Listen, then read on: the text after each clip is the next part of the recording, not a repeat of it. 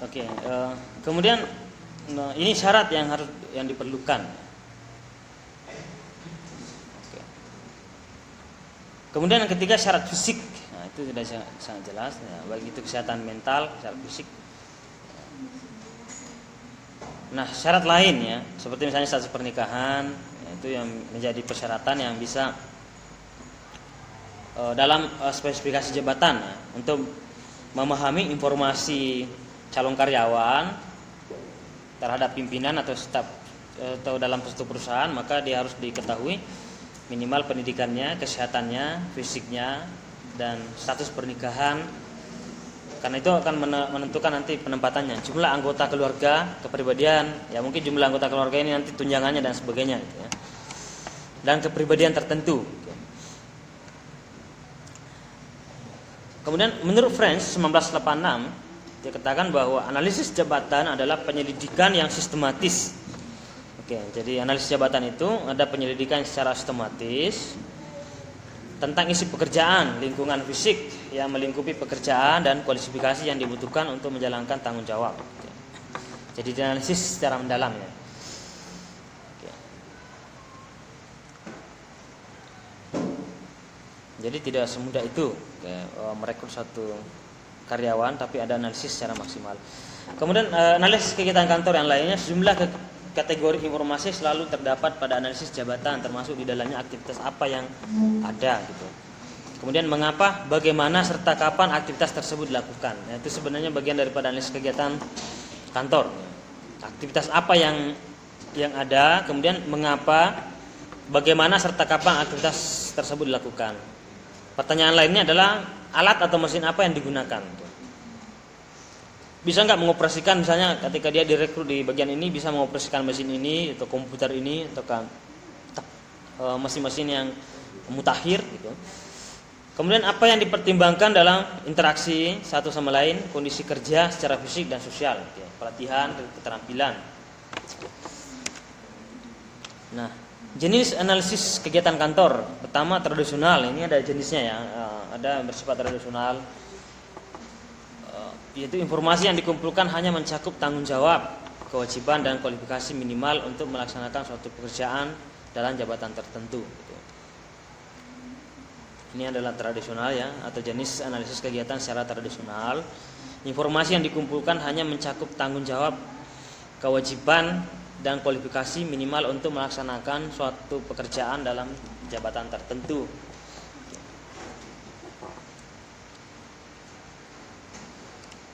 Nah, kemudian tidak dapat digunakan untuk menyusun deskripsi pekerjaan karena tidak terdapat rincian standar kinerja yang diharapkan. Ya, ini karena masih sifat tradisional, maka standar-standar pekerjaan dengan perkembangan masa kini, ya, perkembangan informasi yang sangat cepat, itu bisa dikatakan ketinggalan sehingga kualifikasi tidak bisa digunakan ya dalam standar masa kini. Kemudian yang kedua, berorientasi hasil, mencakup harapan organisasi terhadap karyawan dan mencakup keterkaitan antara tugas, standar kinerja, kecakapan dan kualifikasi minimal gitu. Nah, ini yang bagian kedua, berorientasi hasil ya. Tadi kan tradisional, orientasi tradisional, pola lama yang digunakan. Bagian kedua ini udah pola yang baru, sehingga banyak harapan-harapan yang dihasilkan atau diharapkan kepada karyawan gitu. Minimal ada kualifikasi minimalnya ya, ada kualifikasi minimalnya. Misalnya contoh pertanyaan yang diajukan. Yang pertama mengenai tugas, perilaku, kewajiban, tanggung jawab. Oke. Perilaku, kewajiban, tanggung jawab apa yang penting bagi perusahaan. Nah, itu yang menjadi pertanyaan awal dalam perekrutan atau dalam kegiatan perkantoran. Kemudian kondisi pekerjaan, bagaimana sifat dasar pekerjaan atau syarat apa yang diperlukan supaya pekerjaan terlaksana, tunjuk apa yang tersedia.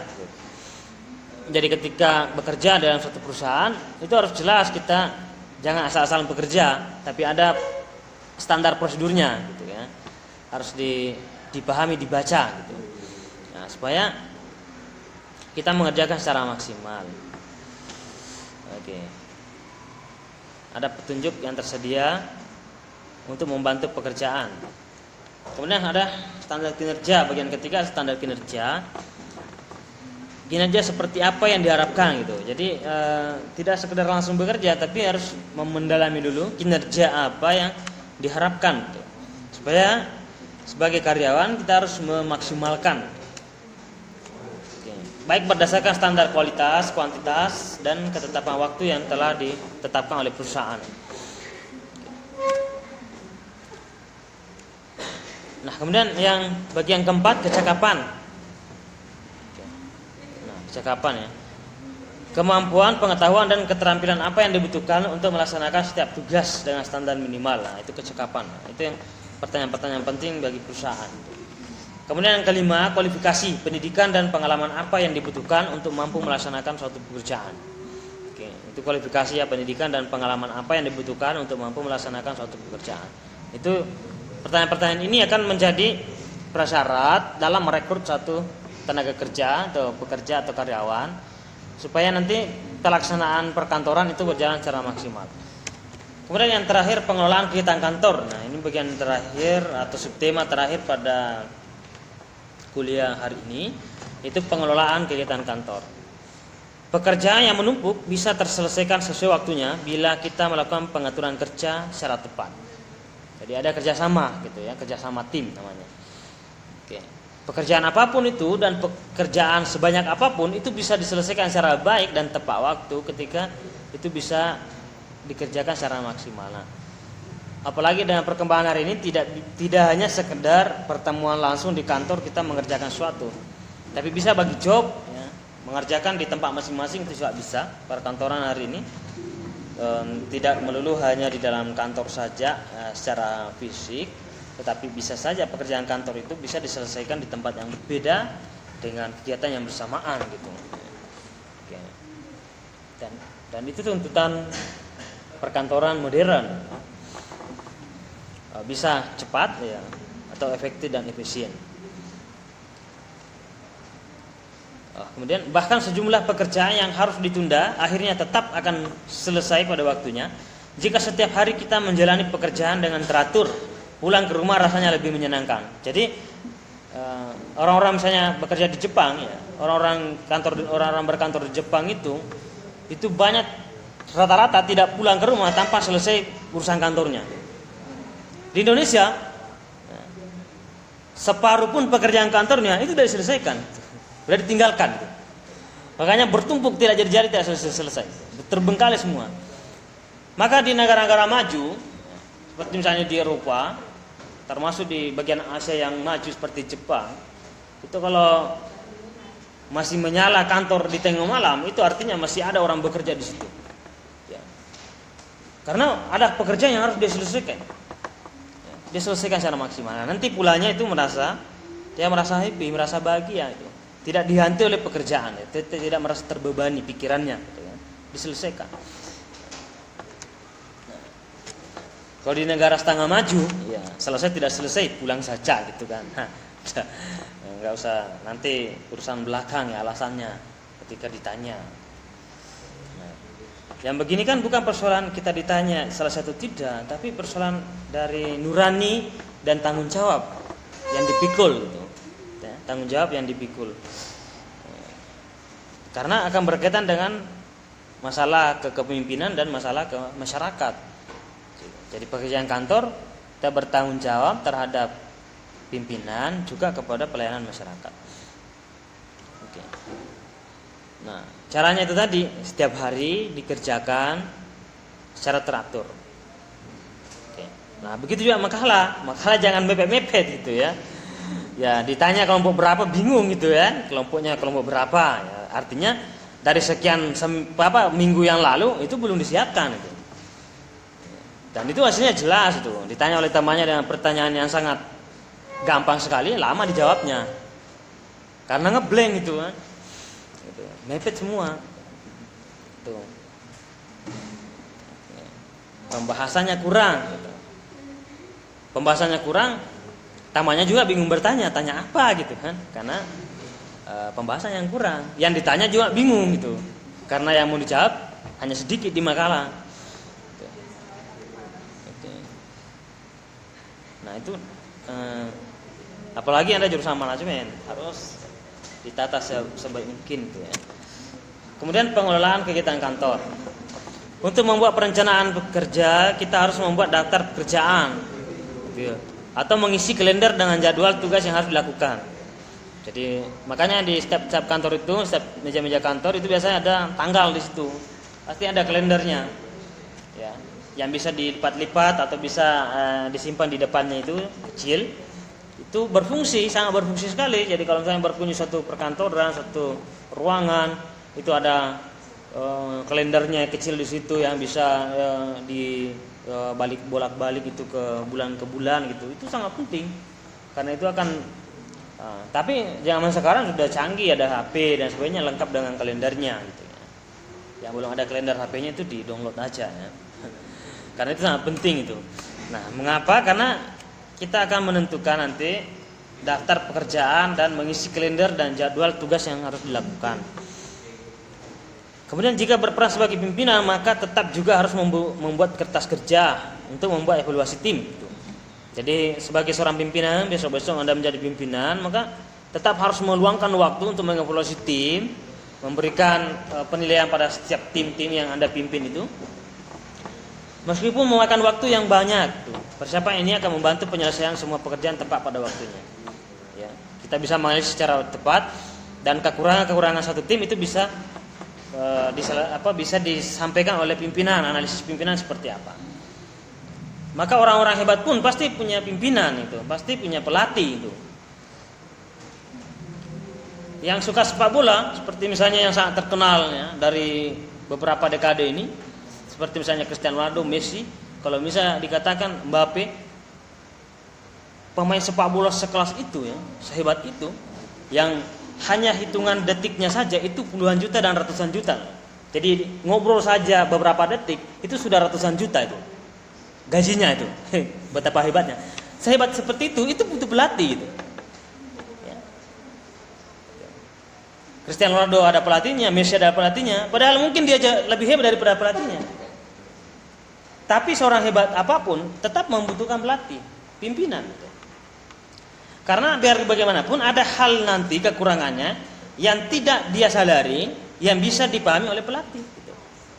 Nah, sebagai pimpinan juga begitu. Sehebat apapun tim yang dipimpin, tetap harus menganalisis. Gitu. Ada kekurangan dan itu harus dijelaskan secara maksimal. Nah, kemudian menjadi pengingat untuk kembali ke rencana kerja setiap harinya. Nah, itu keperluan pengelolaan kegiatan kantor. Yang pertama, susun jadwal dalam bentuk soft copy maupun hard copy-nya ya. Soft file-nya atau hard-nya itu bisa disusun jadwal kegiatannya. Kemudian simpan nomor telepon yang penting. Maka relasi itu sangat penting ya. Jadi sebagai seorang pekerja, dimanapun Anda bekerja esok-esok, teman-teman itu sangat penting. Anggaplah itu adalah orang penting dan ambil nomornya, minta nomor kontaknya.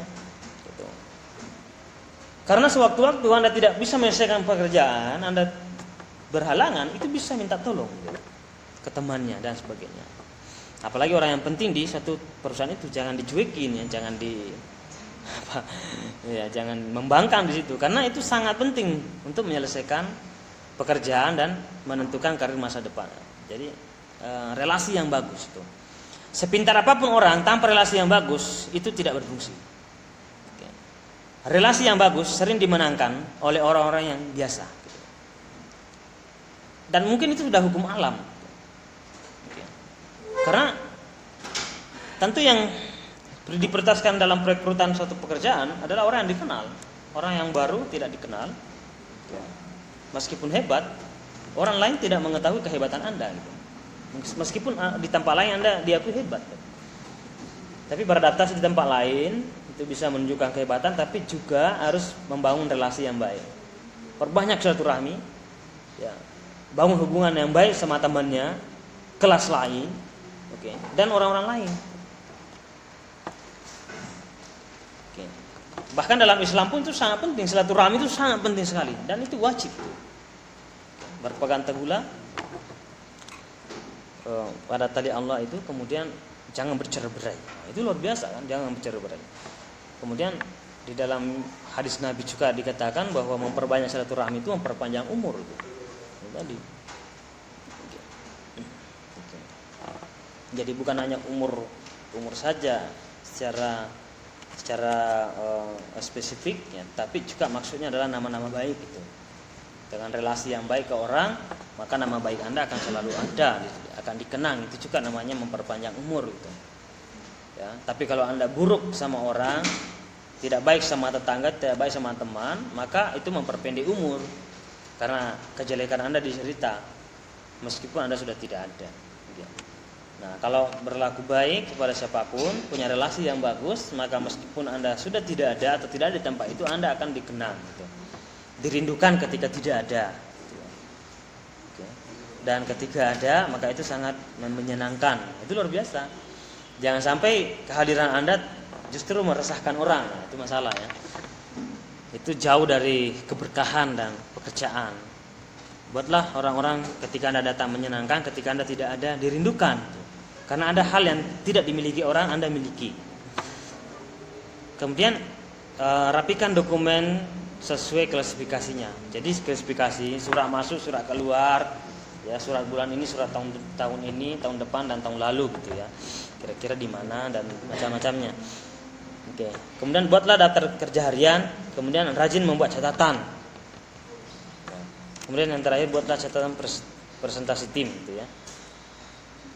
Oke. Nah, buatlah catatan prestasi tim.